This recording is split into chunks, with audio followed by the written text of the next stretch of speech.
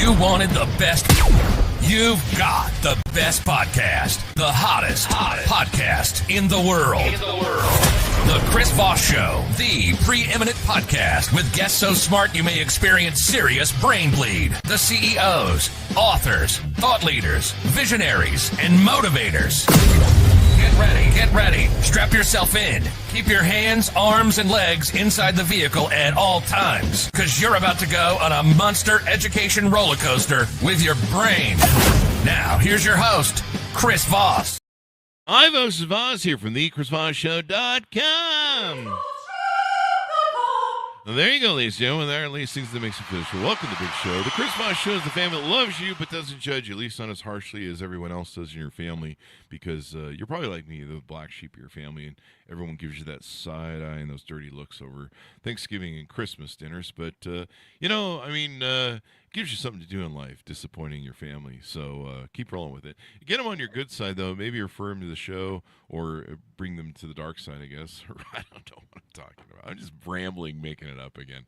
Go to goodreads.com/Chris Voss, linkedin.com/Chris Voss. Chris Voss won the TikTokity, and they can experience the Chris Voss Show glow as well and become educated. And then they'll be so darn smart, you'll have somebody you can talk to over turkey, except instead of arguing over whether or not the stuffing is made right.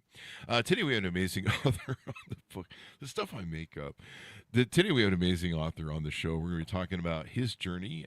He's a multi-book author. He's a musician, and he is an audiophile of music, and he does consulting and coaching, and we're going to talk about some music therapy through music, which is good because I use Metallica for a lot of my depression and anytime I need to get stuff done. But after a good headbanging and Metallica, you feel better. You get all that anger out, misery, and you just feel clean. So there's therapy to it too, folks. We may be able to help some people with the show. He's the author of the latest books that came out in October 22nd, 2021. Moments in Time, stories about artists and songs of the 50s, 60s, and 70s for fans of music from a music fan. Tom Locke will be joining us in the show, and he has a second book in that series as well for Moments in Time, where they talk about great music and everything else that went into it, because there was a lot of great music in that time period that was great. Don't get me started on the music today. Get off my lawn, you kids. So there's that. Tom Locke is a gentleman who was raised in Toronto. He moved to Vancouver in 1984 and began working in the film and entertainment industry. He had the opportunity to work alongside like-minded individuals and play an integral role in creating a billion-dollar industry for British Columbia. There you go. My favorite band, Rush, probably came out of that, and probably so did what's the band that everyone hates that's from Canada, other than Justin Bieber? Nickelback. Anyway, I'm really just doing jokes, folks. In 1995, Tom founded Rainmaker Digital Pictures Corporation. Prior to this, he was president and CEO of Gastown Post and Transfer, and he provided a complete range of digital post-production services for national and international film and video producers. Some of his TV projects that he worked on post-producing included 21 Jump Street, The X-Files, and Millennium. And over the feature film side of the business, Tom had pleasure working on services for Legends of the Fall with Brad Pitt, if you remember that movie. What a great movie that was. Won Academy Award for cinematography. And over the past 25 years, he studied and consulted on the impact of digital technology in business and introduced the online world to his music creation Moments in Time books and created a wall down memory lane. Welcome to the show. How are you, Tom? I'm Tom? Great, Chris. There you go. I'm It's here. wonderful to have you, Tom. There you go. I know we probably have a delay because you're in Canada, right? There you go. Let's go. I'll just finish everything with A and a boot. So, Tom, give us your .coms. Where do you want people to find you on the interwebs? Well, you find me in a couple of spots. Certainly as it relates to my books, that's www.mitstories.com. Obviously, the MIT standing for Moments in Time. So that's mitstories.com. My books are available on Amazon worldwide. In terms of my consulting business, and that you can get me at hubcs.com. That's hub, HUBCS, stands for consulting services.com. So it's my other website there. There we go. So give us a 30,000 overview. What's inside your books? Your 2 books on this series. Well, I think interesting is how they came about.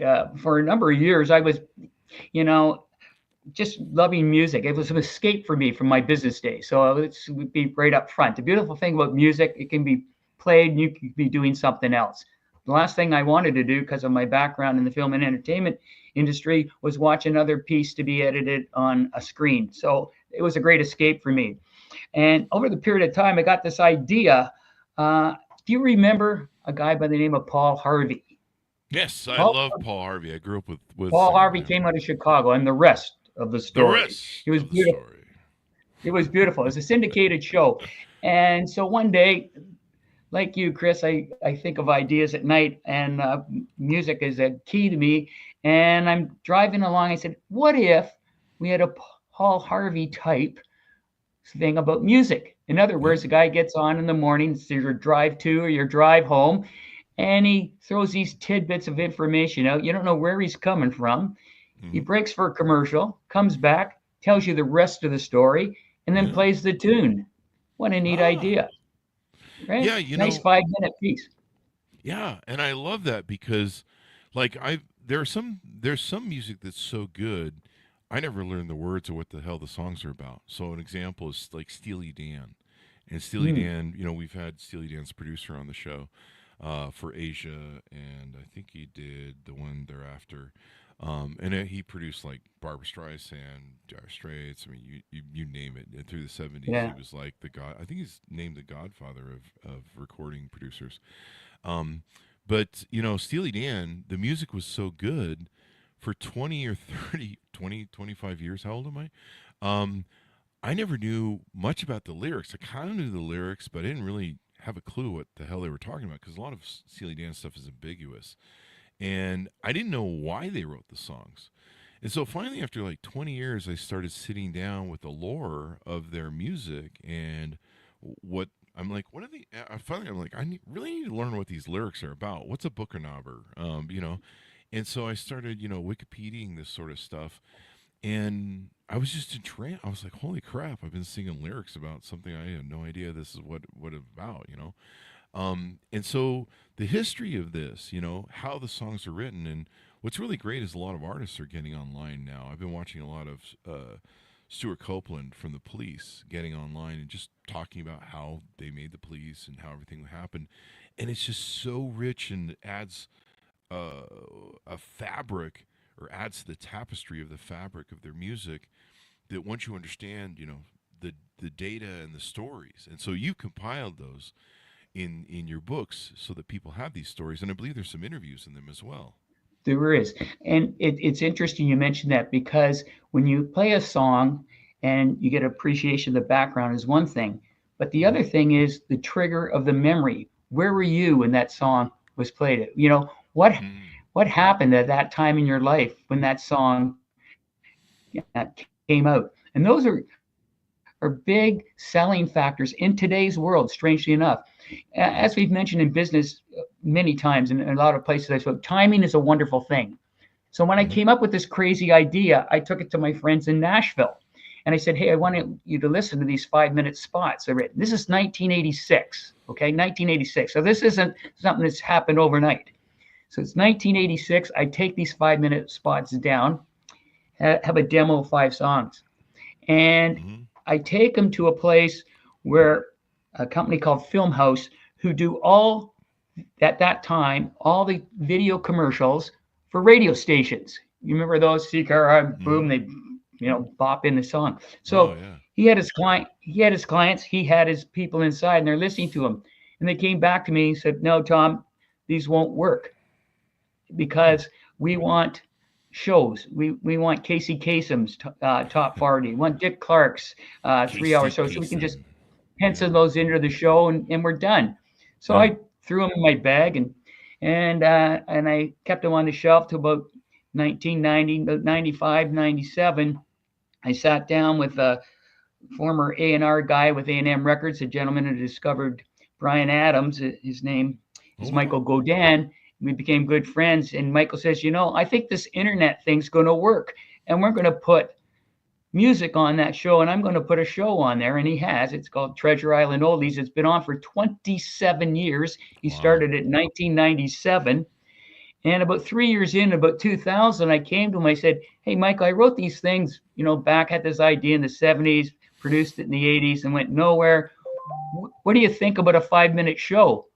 And we'll do this, and then you play the record." Well, he loved the Hmm. idea. Plus, I brought a sponsor in with me, so Oh, that certainly helped. And we've been doing them for 27 years. I do one every Sunday wow. night for him. Wow. And so what happened was his audience, which international, says, Mhm. "Tom, you got to put these in a book. These would be really cool." And you got other things going. I'm consulting. I'm doing other stuff. So I was on the side of my desk because music was an escape. I didn't want to turn this into real work.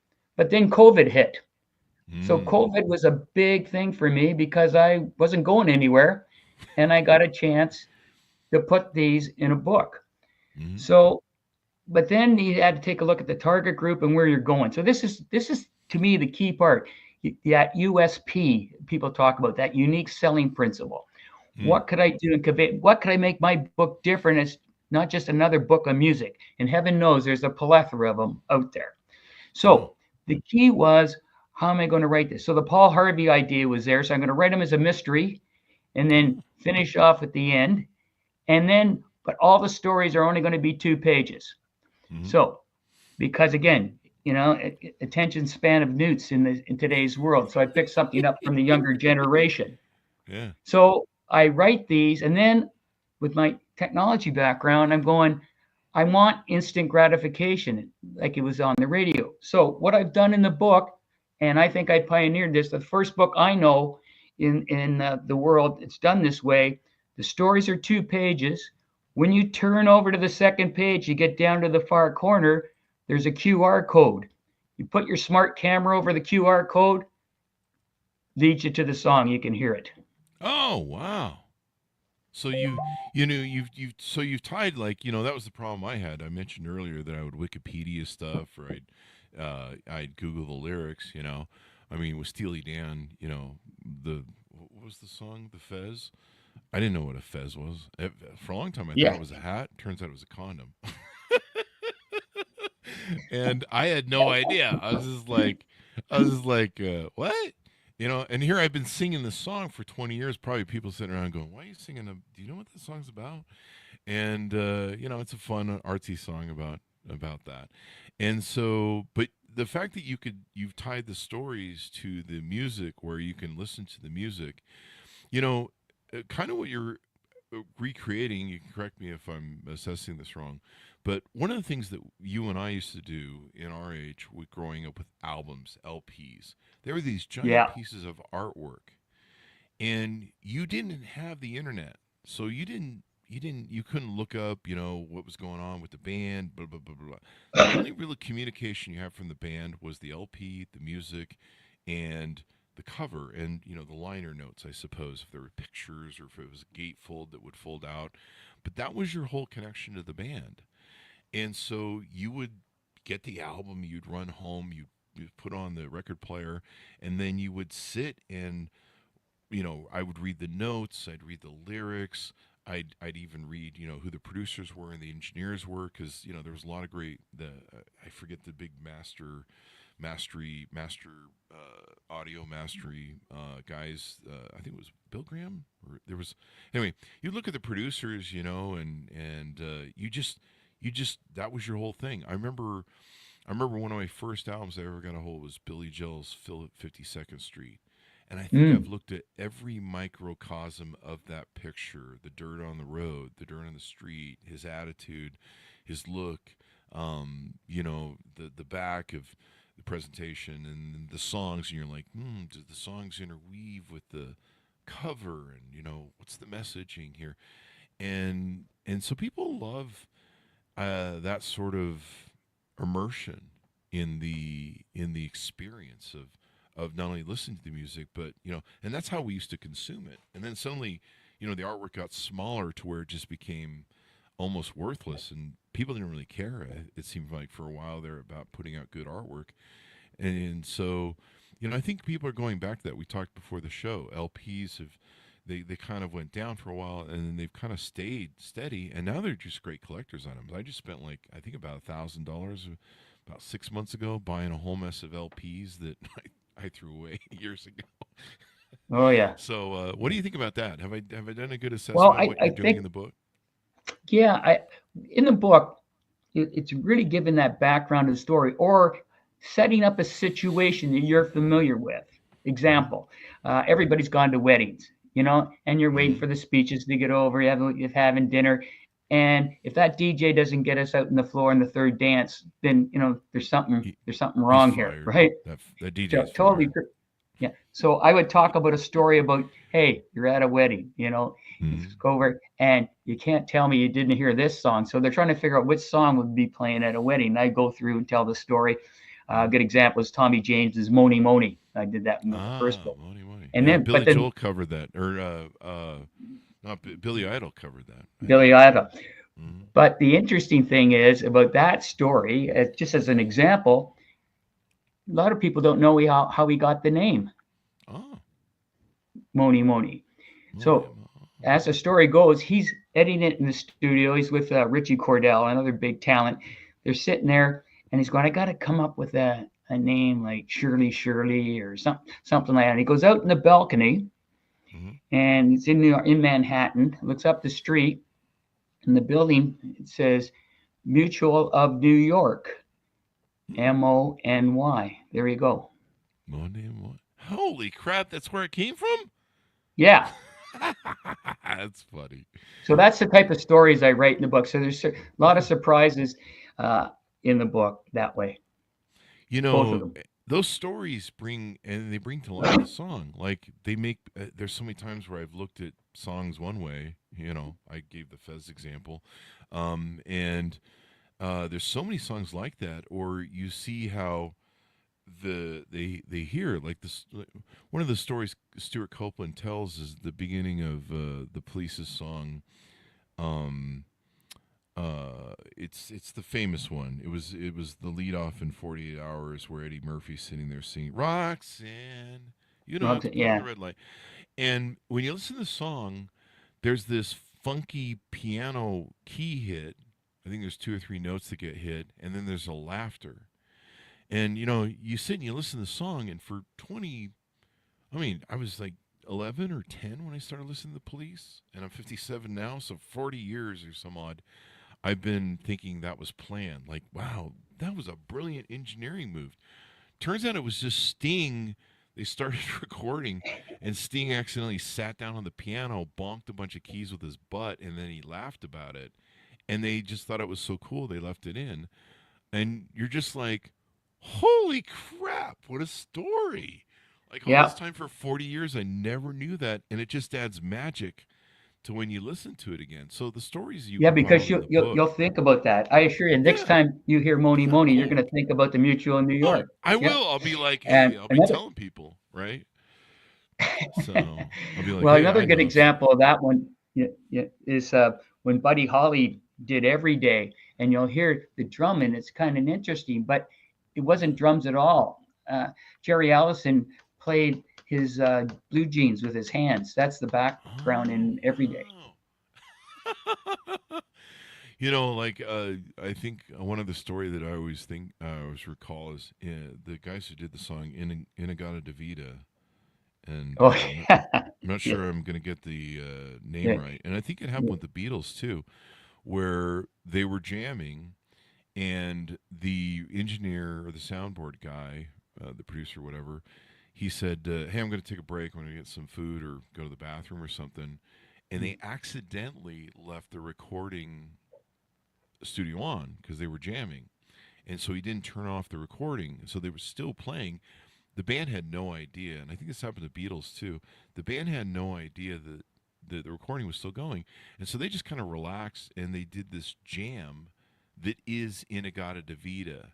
And the only reason it's record and become a hit is because the engineer actually left the recording on. They Yeah. captured it and went, holy shit, you got a song there. And Yeah. I don't think they had a song before that was hitting. No, it was And supposed to there it be was. in the Garden Yeah. of Eden. Yeah. Yeah. And they're just making up the lyrics and stuff. But yeah, it was crazy. And so you hear about Yeah. stuff like that, and you're like, wow. And there's so much of this magic that goes into music that isn't planned. That's the beauty of it is the improvisational of it and the So stuff. Yeah. it's very true, and a lot of people, and some of the songs you put out there, again, it gets back to that moment in time for them. That's why them, and it really is a magical period for people, and it can Yeah. be magical in different ways for different people. That's what Mhm. excites me about music. Just the way your mind works with it. Yeah. And so let's get into some of the things we kind of teased out on therapy. How can music be used in therapy and stuff, and how do you do that work? Well, it's a great question. About 4 or 5 months ago, got up in the morning, was watching TV here in Vancouver, and a doctor came on, Dr. Sarah Faber. She works out of SFU, Simon Fraser University here in Vancouver, and Mm-hmm. she's a musical therapist.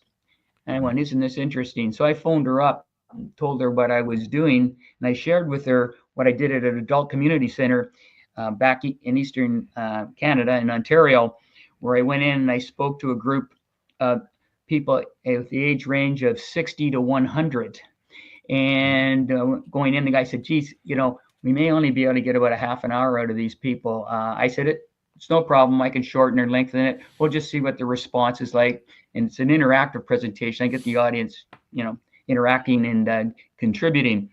Anyway, the long story or short story is an hour and 15 minutes later, we're still there, and everybody in the room is taking over telling stories about, oh, I Oh. had that record album. I used to play this. I used to play that. And it really struck a chord with me. Plus, I lived through Alzheimer's with my father, and I Oh. found that music ended up being our connection. Yeah. So I've repurposed, where I want to go with the visions with these books in my giving back frame of mind, in doing stuff at adult community centers, and also with the aged and people with starting to lose it a bit, if you will, the Mm-hmm. marketplace. And the great thing about music, we're talking about it here today, Chris, it puts Mm-hmm. a smile on people's face. Yeah. You can't beat that. Yeah, you can't beat it all. And you're right. It's been shown, music has been shown to help Alzheimer's. I don't know if you watch the who's the gentleman who wrote Left My Heart in San Francisco, the crooner, the Oh, Italian Tony crooner, Bennett. Tony Bennett. And I watched a documentary of Tony Bennett, and he was, disappearing into Alzheimer's at the time, and they were finding that he'd be lost most of the time, but if they put him on stage and played his songs for him, his brain would immediately connect, and he would start performing the songs, and it would bring him Yep. back.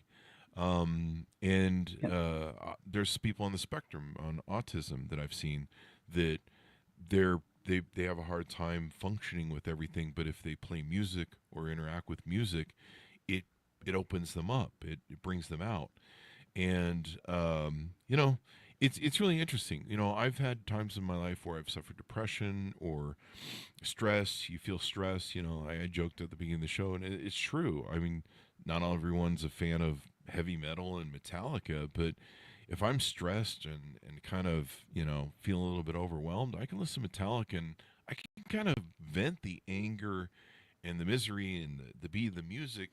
And then when I get done, I feel good. I almost feel like I went through a therapy session. I feel Yeah. It sounds refreshed, like a workout. relieved. Yeah, you can use it for workouts too. I have a gym playlist that I use, and sometimes you go to the gym and you're just like, oh, I don't want to go. I feel beat up. Yeah. I don't feel like doing the lifting all these weights, beating on my body. But I've got a music playlist, and so the beautiful part is, as soon as I start that playlist, my brain kicks into gear and goes, "Let's some weights. We can do this." Rah rah rah. And you've Yep. got that cheerleader championing music in the background, and so Yeah, it's really, I do the same. I do the yeah, same. yeah, it's really the enticement of the fabric of our life, really, that music brings. I can't imagine a world without music. No, me neither. Yeah. Plus, you wouldn't have any books to write, so that would be kind of silly. So there you go. There you go. Tell us about some of the other consulting work that you do, coaching work that you do through using music Sure. as well. Well, after my days directly in the film and entertainment industry, I branched out on my own and started my own consulting practice. Early 1996. And what I saw was there was a need in our industry, the direct industry, in the film and entertainment industry, for some type of, I want to call it sophistication, but business know-how in terms of you're running businesses in order uh, to quote something from one of your latter shows, to build some muscle in businesses, and so for Huh? sustainability, because it's about show business and the emphasis on business. So I would might often be referred to, even though I have a creative background, as a suit in the business, because I happen to understand finance and stuff really well and how business and numbers work. Mm-hmm. But was working more with the people in the businesses who may started out as a 1 or 2 man pop shop, and all of a sudden now they got 10 employees. All of a sudden they got 20 employees, and Mm-hmm. you can't put your arm around a guy and take him out for a beer, every night, or you're going to be an alcoholic before the month's out. So how can I, teach some of the backgrounds and to give them some assistance in running their business, knowing that they need some structure, but you're in a creative environment. So Mm-hmm. I created something called Creating Your Competitive Edge. And I worked a lot with the people in the industry, a lot at the C level, because as brought out in many of your podcasts, it's lonely at the top. Somebody's got to It talk to is. somebody, right? And Definitely. so I got involved doing that and did some often a lot of one-on-one with people, and peeling back the onion so they knew who the hell they were, because how can Mm-hmm. you sell yourself if you don't know yourself? It's true. So these are the type of things I was doing. Oh, wow. There you go. And so some of the offerings that you have on your website, feel free to plug that .com again. And what are some of the Sure. offerings have? What should people be reaching out for you if they're listening in the audience that you can help them with?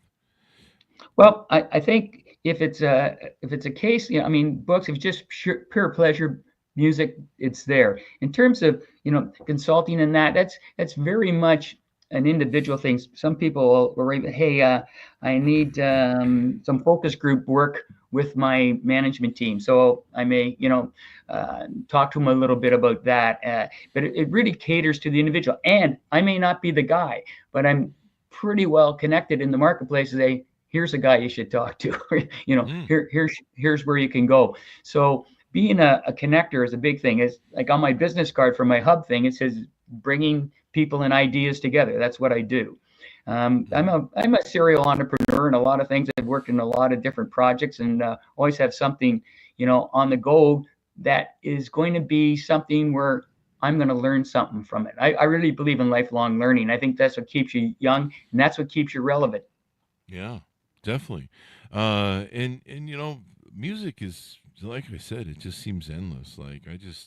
I'm enthralled. It's popular on YouTube. I don't know if you've ever created a YouTube channel in these stories, but there's people doing that and doing the Yeah, interviews and of course talking I'm about the being music. pushed It's crazy. to do that now, and it Yeah. makes total sense.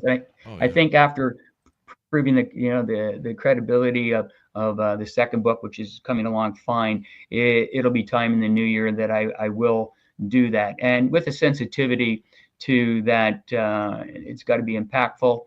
You don't want to take up a lot of people's time, and you want them coming back. I mean, no different than the way you've positioned your show so well over the Hmm. years. Yeah.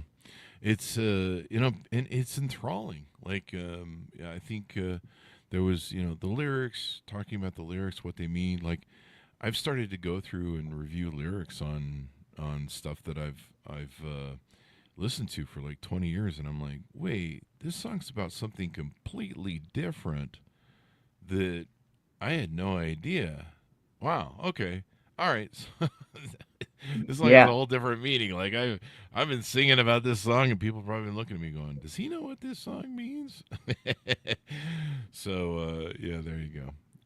You gotta It's love funny it. you say that because I'm a big fan of lyrics and how some people can convey something in 2 lines, that you would take, 1,000 words of dialogue from someone else. I take my hat off to them how they can do that. Yeah. I just Some of the lyrics are just phenomenally simple, but elegant. Just Hmm. beautiful. Yeah. And they just had such a dimension because some of the songs I've listened to ad nauseum to a point that you're just like, I'm really sick of this song, but yeah, it's kind of cool. But some of the songs, some of my favorite band, like I'm a big Rush fan. You're in Canada. Yeah, Hey. I'm actually right now in trying to be in contact with Geddy Lee because I grew up where Geddy Oh, grew up. wow. I grew up in Willowdale in Toronto, Hmm. so I grew up with him. Geddy's about 71 now, Yeah. so he's Yeah. getting there. Yeah. Good I'm guy. still. Yeah, and they seem like such a wonderful group of men, and I'm still getting over Yeah. Neil Peart With passing. Geddy, what you see is what you get, and Yeah. you probably know he's a phenomenal baseball fan. I don't know if Yeah. you know that. He just put out a Huge. baseball book that's like crazy. Yeah. Yeah. And when I was in Kansas City in 2015, doing a tour, going through all ballparks. I mean, I played ball my whole life. It's my favorite sport, believe it or not. And I'm in 2015. I go, oh, the Jazz Museum. I got to go see the Jazz Museum in Kansas City, and right beside it is the Negro Leagues Baseball Hall of Fame. Oh, So wow. what a beautiful two birds with one stone. Love it. In I go. I go through the Negro Leagues Baseball Hall of Fame. Goes James Earl Jones is doing the intro and Oh, beautiful, wow. video piece on the history of the Negro Leagues. I go around the corner and they have this mock-up play field set up. They got Satchel Paige on the mound and cool Oh. Papa Bell at third base. So they have all these great Negro players there. Hmm. In the right field stands, sitting in the stands, there's not people mock-ups, but there's baseballs. Hmm. Baseballs signed by Negro League players. There's about Hmm. 150 of them roughly there. I go by and I'm looking at all these. Oh, I think I know that. Don't know that guy. Don't know that guy. But they're all there. There's a plaque at the bottom of it, and it says Hmm. donated by Geddy Lee. Oh, wow. Yeah. He's got a huge baseball collection. I've seen that, and then he just put out a baseball book. But he's Yeah. really becoming great at telling stories. So I hope you get an interview with him. We'd like to have him on the show. So if you Well, get I him, want him to bring him. I'm a supporter of the Canadian Baseball Hall of Fame, oh, and we want to get Geddy to come out this summer, to yeah, be with us, and sing the would be national anthem, terrific. maybe. Yeah, Heck, yeah, we could do yeah, that. He's yeah, already done it at the Blue Jay games a few times, so yeah. I've he's seen him he's sing a "No season ticket Canada," holder and there. Yeah. yeah, as long as he doesn't come out and sing, the Bob and Doug song, "Take off to the Great White North." That's not a very good Canadian anthem. It's a great song though. I love it. But I'm a yeah, I'm a huge So anyway, the thing I was saying about Rush is I've played Rush ad nauseum, and there was a point where I had to take a break because I just consumed it to the point of just being burnt out on it, and I had to take a break and then come back but delving into the lyrics, and I've seen Getty and Alex. Getty does a lot of interviews now. He was on yeah, I think it's AMS or AWS. It's a music channel that's on cable, and the great Dan Rather does a lot of interviews on there, and he's such a great interviewer. But Hmm. and so hearing some of the stories behind the song when Neil Peart passed, Yeah. going back and watching his videos talking about his artwork, and just really paying more attention to what he was doing and stuff it just changes your perception of the music, and it brings a whole new life to sometimes when you're burnt out on your music and Hmm. stuff. Yeah. Well, Getty put out 2 books last year. One of them I suggest people read. I read it because it was more about him personally growing up. It's only 60 pages long, and it's got Geddy Lee biography, and Mm. it talks about his parents, coming over, how he got the name Getty because his mother couldn't pronounce Gary. I mean, it's kind of neat. That's funny as hell, isn't it? Yeah, yeah. Yeah. But it's beautifully written, and of course, Mm. it meant a lot to me, beautifully written, because I grew up in Willowdale. I grew up, Yeah. near where he was, and to see a group come out of there we used to see at the local high school and rise up. I mean, it. Hmm. Pardon the pun, but it was quite a rush. Yeah, part of Quite a Rush. Now, was that My Effing Life that came out last year about this time? Was that the book you're Um, referencing? Let me yeah. see what Well, else he's got. there was two. Yeah, about this time, you're correct. One was like his memoirs about the touring and stuff. It was Yeah. quite a large book. The other one's about 67 pages, as a matter of fact. Takes you about Uh-huh. 2 or 3 hours to read, but it's really Yeah. personal about home, and it just meant a lot to me. I really fell for the guy. The guy's the real deal. Like, what else Yeah, can I they tell you? the thing about Canadians is you folks are so wonderful up there and so nice and so polite and so civil. Down here we're just a drunken mess of American idiots, and you guys are stuck with us. But you guys are so wonderful up there, and you guys seem to have a more basic sense of life, and you guys. I mean, it's just different, and you guys are just better than us, really, when it comes down to it. But if you're referring to My Effing Well, Life, it's the book that has Getty's a picture of him probably in high school or at the '70s with the long hair. yeah, If that's you not the get it, book. The other one's just called the oh, biography. Yeah, now there's a Getty's Lee Big Beautiful Book of Bass, and then there's some baseball ones that he's put out. There's a huge baseball one that he yeah, just basically published. But if you get a chance to listen to My F and Life, the one he put out last year, you want to listen to the yeah. audiobook because Alex gets on the audiobook. And it's Oh, does way he? more, Oh, yeah, it's way funny to listen to as opposed to reading the book. I don't know if Alex appears in the book because I didn't read the good. book, but I have a I just signed made a note of that. That's yeah, interesting. I have a signed That's good. copy of the My F and Life book from Getty, and Nice. but if you listen to audiobook, like Alex jumps in, and there's it's kind of fun, Yeah, and it's interesting to listen to Getty, talking in his own words. I love it when an author does that. It makes all the difference. yeah. Well, those two S- guys started a beer company too, huh? Yeah. Well, did they start that beer company, or did they get paid to sponsor and issue some beers? I thought they started it. I remember seeing the Maybe they interview on did. it when they had it. Maybe they Yeah, did. and Yeah. down in the Toronto distillery district. Yeah, that's cool. Yeah. I just wish they'd tour one last time, but I don't know. They're so old, and I know Alex has got arthritis. Moving on. And I mean, these are stories that make it fun. They bring a musician. Me knowing that Alex was suffering from arthritis, and Neil Peart was suffering from the pain of drumming. And there's a certain Yeah, age where you can't really do what. I mean, he was at a level that it's a little hard to play those songs.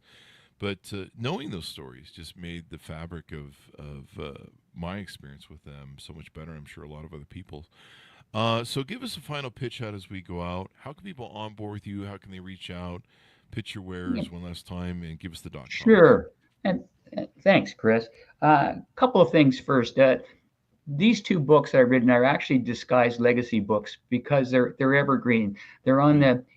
the history, the background of some of the greatest music that shaped our lives and our cultures. So I think that's very important to know.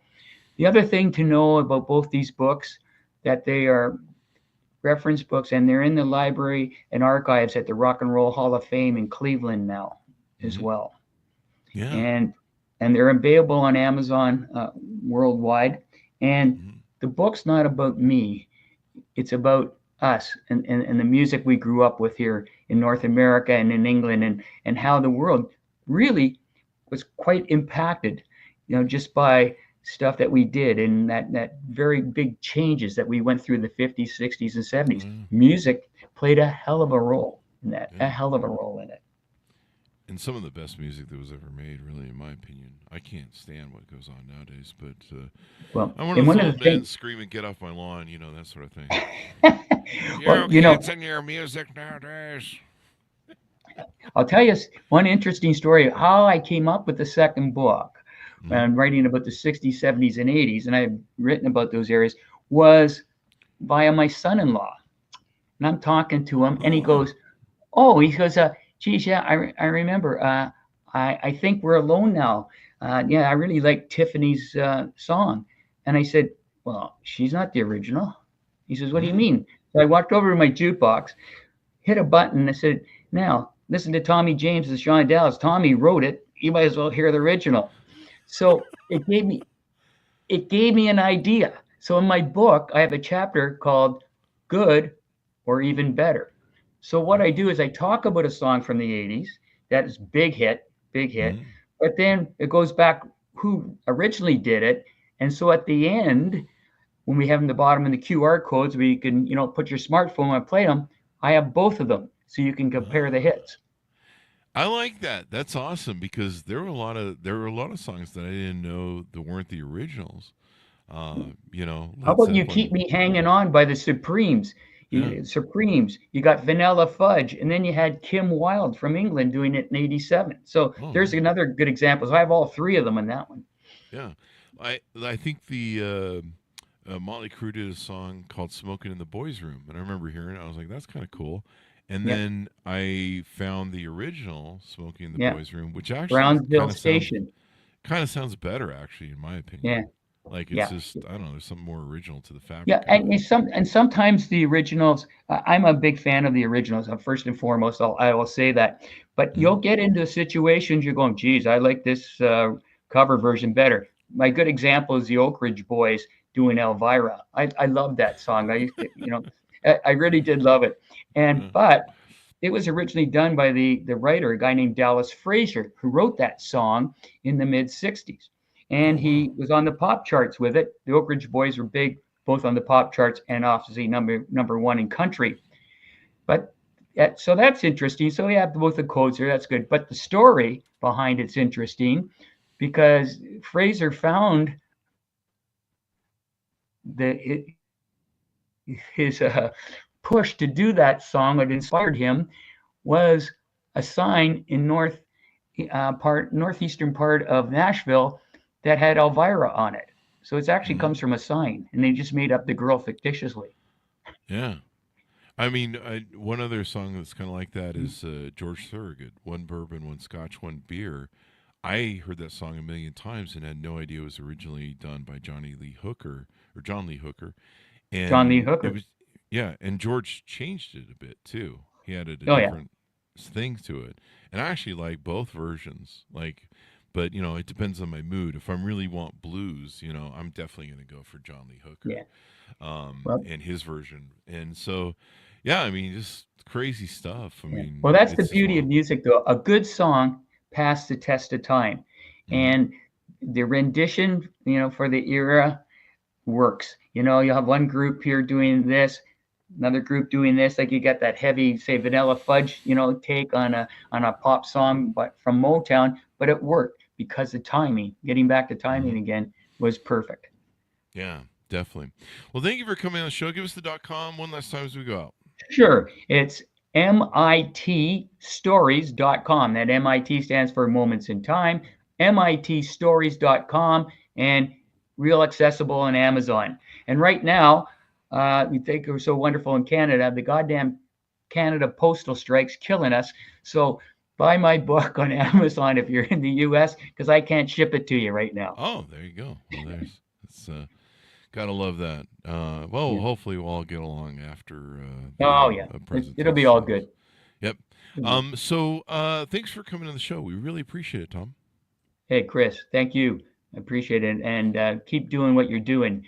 I will. I like what you're doing. You do it well, and do Thank what you. you love what you do, and keep giving more than you promise. Thank you. And thank you for coming on the show. Folks, order up his books wherever fine books are sold. Moments in Time, stories about artists and songs of the 50s, 60s, and 70s for fans of music from a music fan. I can't imagine a world without music, so check that out. Go to goodreads.com/Chris Foss, LinkedIn.com/Chris Foss. Chris Foss won the TikTokity and all those crazy places on the internet. I don't know what that means. Thanks for tuning in. Be good to each other. Stay safe. We'll see you next time for the rest of the story. Good one.